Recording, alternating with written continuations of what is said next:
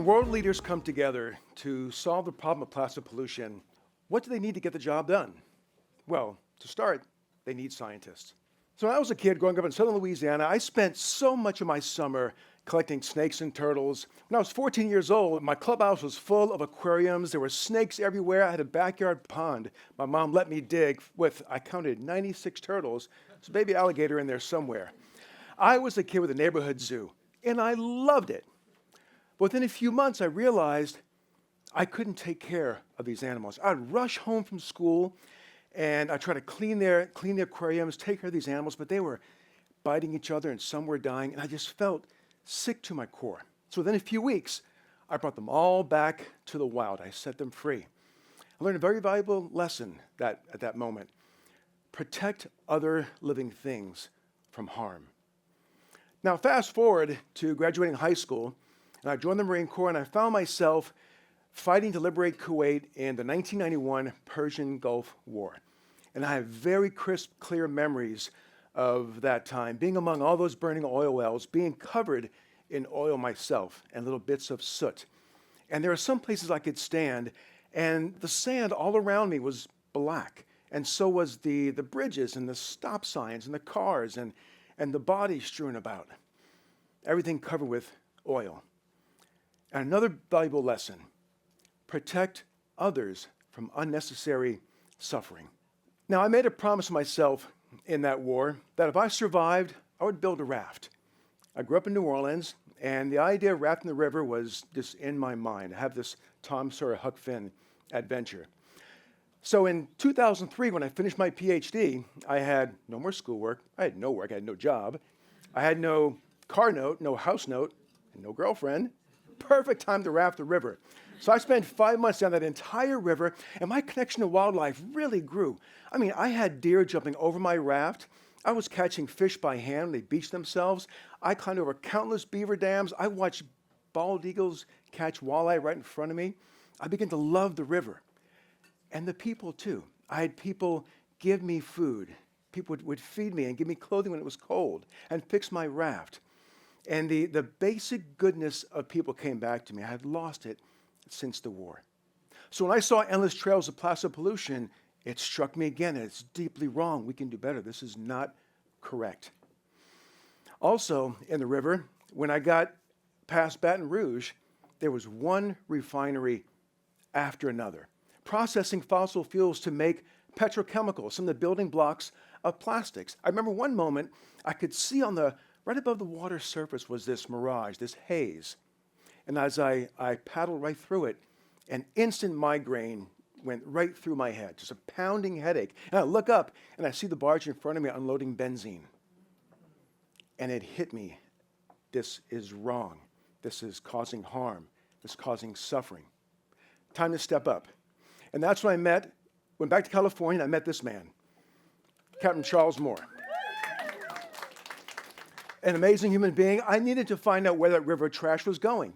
And I met Charlie. Within a few weeks, I had a job working with him, and together we went into the Great Pacific Garbage Patch, which he had discovered.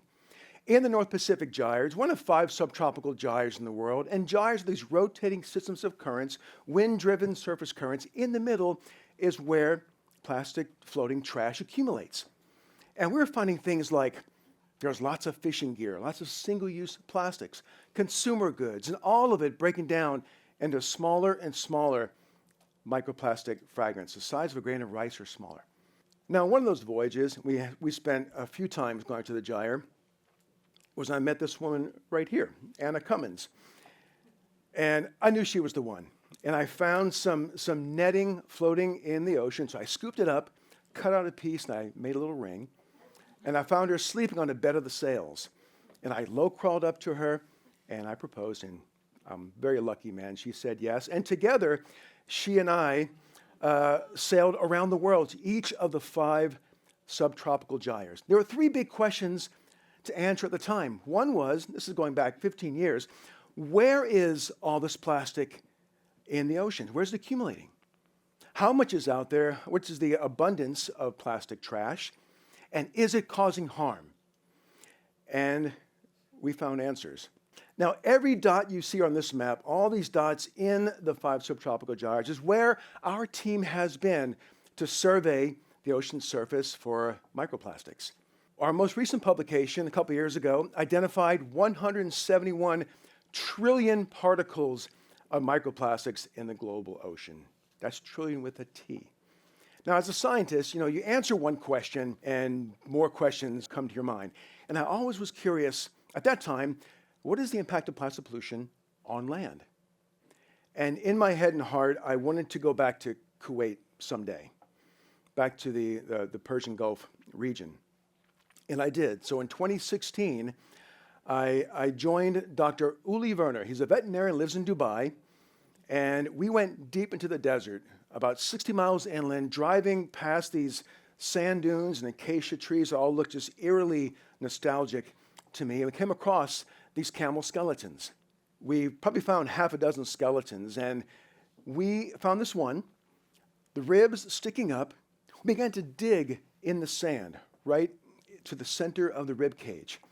And as we dug, it was just bones and sand until we got to the middle. And that's when I found this.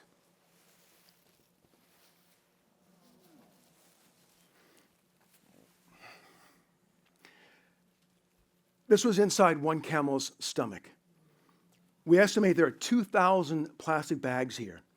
Now, when the camels are entering the vet clinic and you look in the stomachs, they're full of lacerations and ulcers, internal bleeding, and a mass this big, it takes up almost the entire stomach.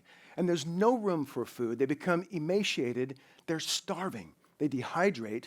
And then in the folds of plastic, lots of bacteria are growing. It's a very septic environment. And these animals, they suffer. They suffer. And they die. We know enough. We know enough to end the harm from plastic pollution.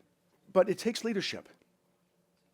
In 2025, leaders from around the world converged on the United Nations in Geneva to continue working on a treaty to end the harm from plastic pollution.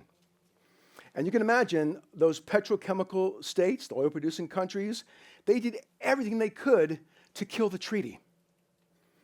But there's a supermajority of countries, well over 100 countries, that want a strong treaty, a legally binding treaty that ends the harm, that eliminates forever chemicals, that deals with the poorly designed single-use plastics, stops the trade of trash from one country to another. Now, zoom in to cities around the world, and there are grassroots organizations everywhere you look who are eliminating single-use plastics from their communities. So as this top-down approach, legislative approach, takes hold, there's a groundswell, a bottom-up new business models in reuse and refill that are leading with solutions. And they're mostly young people coming forward with solutions to this problem. And many of them are finding new materials, new ways to use natural materials to replace that single-use packaging. Like this piece of foam. This is made from starch. It is a functional replacement for styrofoam. Or this bag made from seaweed. It is a functional replacement for plastic bags. There is a design revolution happening before us. It's time for us all to step up to end the harm and the suffering from plastic pollution, or stand aside and let this new leadership rise. Thank you very much.